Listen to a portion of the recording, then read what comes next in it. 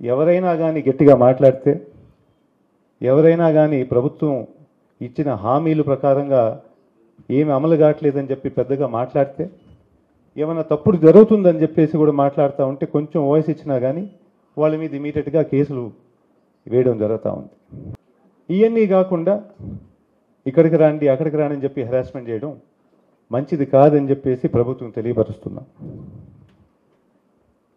ఎక్కడ కావాలన్నా కానీ కాకాని గారు ఈ కేసుకి ఏమి మద్దతు చేయాలన్నా కానీ ముందే ఇచ్చారు కూడా పేపర్లతో పాటు.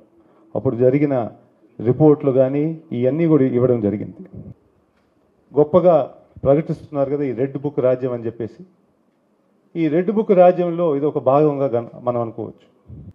అదే కాకుండా సీఎం గారు కూడా ఒకరోజు నోరు తేగారో తెలియదు కానీ వైఎస్ఆర్సీపీ నాయకులకు కానీ కార్యకర్తలు కానీ ఓటేసిన వాళ్ళకి ఎవరికి కూడా ఏ విధంగా సహాయం జరగకూడదు అని చెప్పేసి పబ్లిక్ ఫోరంలో చెప్పారు. అంటే ఒక పబ్లిక్ ఫోరంలోనే ఈ విధంగా ప్రకటిస్తే లోపల అసలు వైఎస్ఆర్సీపీకి సంబంధించి ఎవరైనా కానీ ఇబ్బంది పెట్టాలనే కదా. అది ఆ కారణం వల్ల ఈరోజు కాకాని గారి మీద ఈ కేసులు ఈ హెరాస్మెంట్ అంతా జరుగుతుందని భావించవచ్చు కదా. అంటే ఇదంతా ఒక ప్లాన్గా చేసి మిగతా కార్యక్రమాలు మర్చిపోయి ఈ రెడ్ బుక్ రాజ్యంగా ఎక్కువగా మన లీడర్స్ అన్ని హెరాస్మెంట్ చేయాలని చెప్పేసి ప్రయత్నిస్తారని చెప్పి మేము ప్రశ్నించాలి. వైఎస్ఆర్సీపీకి 40% వచ్చింది, 40% ఓటేశారు. అంటే ఇప్పుడు 40% ఏ విధంగా ప్రభుత్వం దగ్గర నుంచి లబ్ధి పొందకూడదా మీ అభిప్రాయం?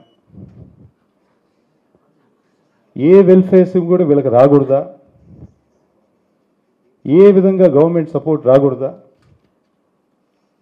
గ్రామాల్లో ఏం జరిగినా కానీ పోలీసులు వీళ్ళు సపోర్ట్ చేయకూడదా?